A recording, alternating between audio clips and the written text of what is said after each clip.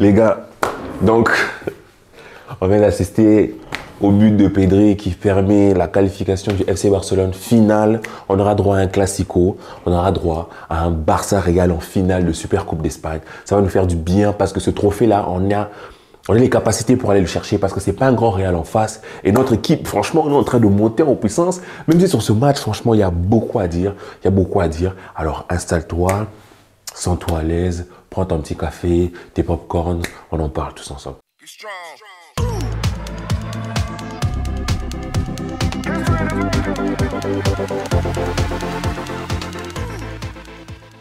S'abonnez-vous.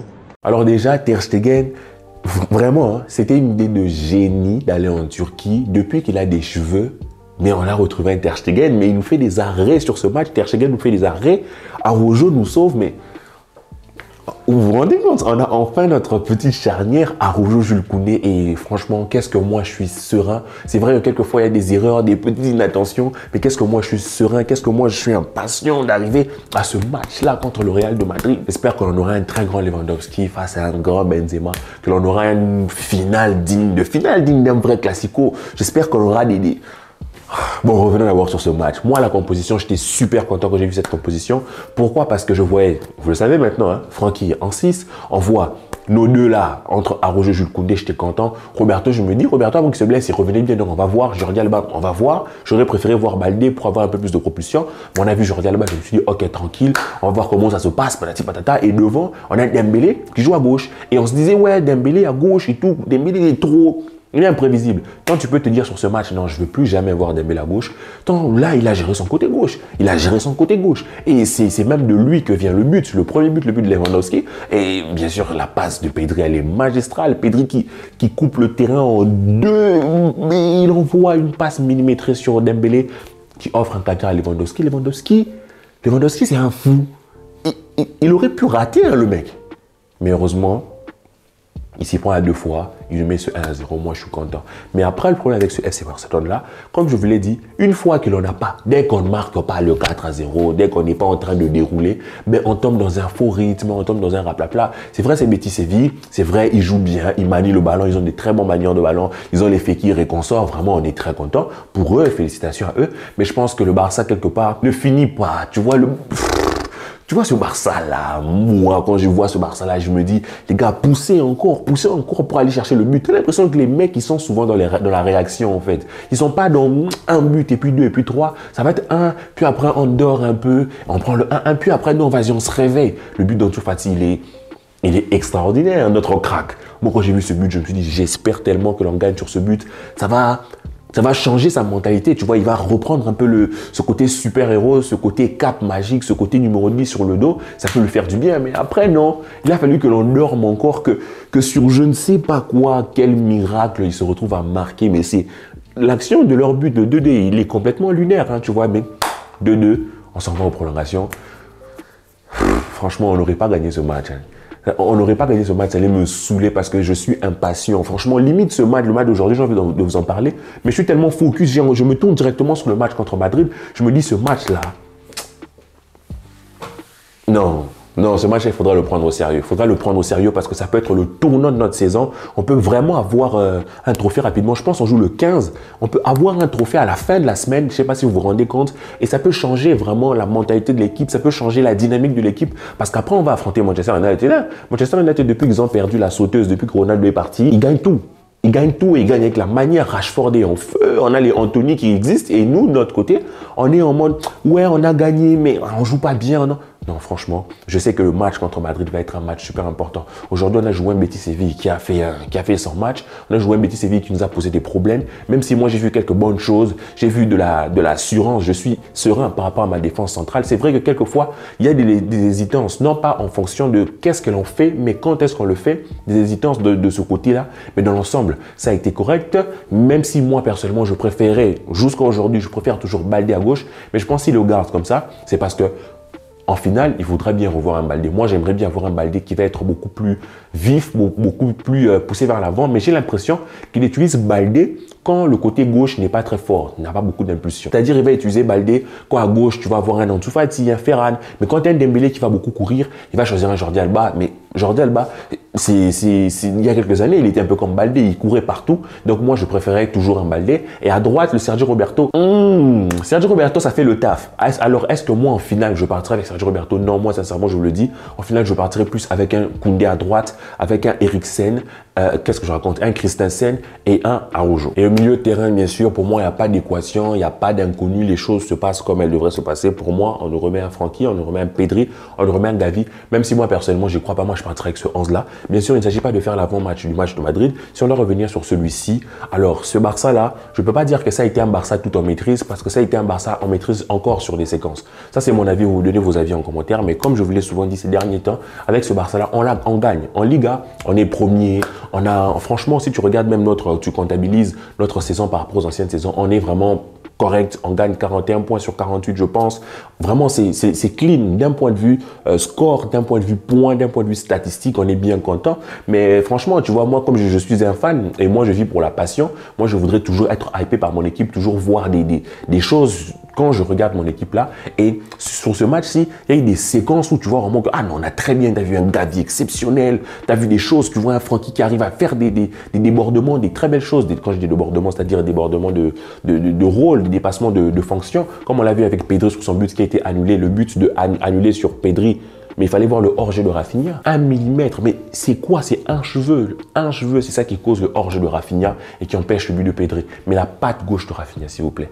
La patte gauche de Rafinha, s'il vous plaît, elle est incroyable. Et Pedri qui fait ce dépassement de fonction-là, on a besoin de ça. On en parlait en début de saison, lorsqu'on faisait le bilan pour ceux qui étaient là. Moi, je disais que c'est que j'attendais ces milieux de terrain, c'est beaucoup plus de passes décisives, qui stats et aussi beaucoup plus de dépassement de fonction. Un Pedri qui va être beaucoup plus haut, pas seulement un Gavi qui va venir courir, mais ce Pedri qui va se proposer là, c'est très très intéressant parce que les défenseurs vont être focalisés sur Lewandowski, ils vont être focalisés sur Dembélé, ils vont être focalisés sur les autres. Et aujourd'hui, on a remarqué un autre point, on a eu des ailiers, des latéraux, pardon, qui vont vraiment occuper les ailes, qui vont monter, ce qui va faire que nos latéraux pourront revenir vers l'intérieur.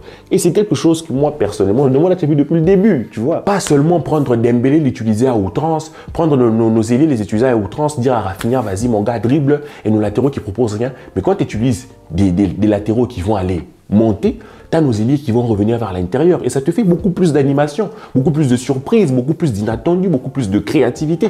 Bien sûr, je ne prétends pas être Xavi, je ne prétends pas connaître la pelote à plus que lui, mais quand même, je me dis, cette manière d'utiliser les ailiers-là est beaucoup plus intéressante. Les latéraux, pardon, et les ailiers aussi est beaucoup plus intéressante. C'est pour ça que moi, je pense qu'il faudra peut-être pas continuer avec un Jules Koundé latéral droit. Il faudrait aller chercher un vrai latéral droit. C'était un Balda gauche qui peut être très bon défensivement, mais aussi remonter offensivement. À côté, tu as un bon latéral droit qui peut remonter aussi offensivement, mais être aussi très bon défensivement. Ça fait que tes ailiers ne peuvent pas coller la ligne tout le temps. Et quand ils collent la ligne, ils peuvent être bons ou non, mais il y a les latéraux qui vont servir à quelque chose. Et ensuite, un Lewandowski, moi je ne sais pas vous, hein, je ne sais pas comment vous trouvez Lewandowski, mais moi je le trouve moins fringant, je ne sais pas. Peut-être c'est le rythme qui doit revenir petit à petit, mais moi je le trouve moins.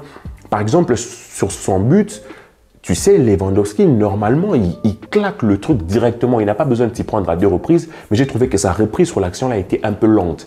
Il a repris le ballon un peu lentement, ça a permis aux défenseurs de revenir. Bien sûr, c'est Lewandowski, on ne va pas lui apprendre à marquer des buts, mais je pense que ce Lewandowski-là est devenu un peu lent. J'espère qu'il va revenir et que c'est juste un état de forme passagère comme ça. Mais ça, c'est mon avis. Vous me donnez aussi vos avis, bien sûr, en commentaire. Et si je dois donner mon avis sur Francky en 6, pour moi, comme je l'ai dit, Francky en 6, ce n'est pas le profil de Busquets. Donc, il ne faut pas attendre de Francky qu'il nous fasse des Busquets. Mais Francky a été bon dans ce rôle, même si défensivement, des fois, quand je l'observais, je le trouvais un peu attentiste sur certaines occasions.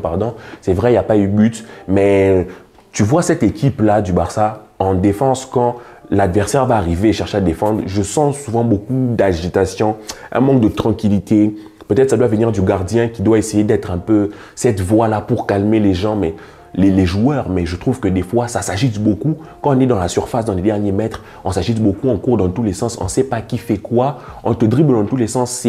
C'est presque revenons tous en défense et observons. Alors que moi, dans mon sens, je pense qu'il y a des joueurs qui doivent avoir des rôles dans le sens où le marquage doit être individuel sur certaines actions. Et je pense que c'est quelque chose qui doit un peu évoluer. Parce que si on reste dans cette agitation-là, on peut être là tous focus sur le ballon alors que nos adversaires sont dans notre dos et puis ça part dans tous les sens. Aujourd'hui, on l'a pas vu aujourd'hui. On a été pris par les quelques buts de Betis Séville sur des séquences comme ça où on était un peu en tohu-bohu en défense. Bien sûr, on doit s'améliorer. Contre le Real de Madrid, ça va être avec des attaquants de classe mondiale. Et au Real de Madrid, c'est qu'il y a à savoir, c'est qu'il y a des attaquants de classe mondiale, mais collectivement, c'est pas comme si c'est une équipe qui, moi, me fait peur. Le Real Madrid ne me fait pas peur. C'est vrai qu'ils ont un Benzema qui est ballon d'or en titre. Ils ont un Vinicius qui peut sortir des grosses performances. Ils ont un Valverde qui me saoule. À chaque fois qu'on joue contre eux, Valverde il se transforme, il fait toujours des prestations XXL. Ils ont des défenseurs qui vont être aussi très bons. Ils ont un milieu de terrain, Modric, on n'en parle pas. Ils ont un Kroos. Ils ont des Tchouaméni qui est finaliste de la Coupe du Monde. Donc, c'est pour vous dire qu'individuellement, ils ont des beaux joueurs. Ils ont une belle équipe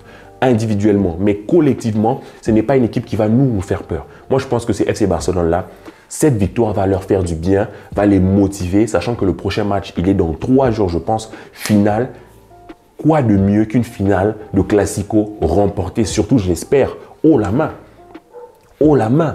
pour après changer la saison. Maintenant, après, ça va dépendre du 11. Moi, personnellement, je remets le même 11 qu'aujourd'hui.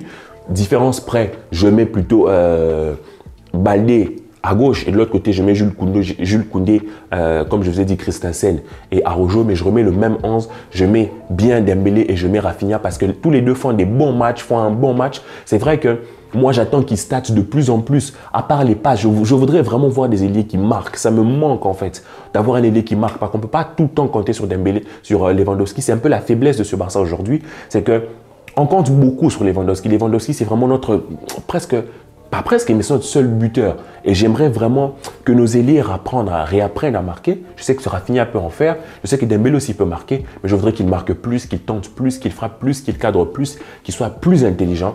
Pour ça, il faudrait qu'il joue. Alors moi, c'est vrai, Ansu Fati met un but extraordinaire, mais je remettais Dembélé à gauche parce qu'il peut être totalement déstabilisant. Je mets un Rafinha à droite parce qu'il fait un bon match. Lewandowski, je pars avec ce 11-là. Bien sûr, on va faire un avant-match un peu plus tard. Et après cette vidéo, les amis, je vous donne mon avis sur Memphis Depay à l'Atlético de Madrid. J'espère que cette vidéo vous plaira. Que la paix soit sur vous, les amis. On se revoit un peu plus tard. Peace, peace, peace, peace, peace, peace.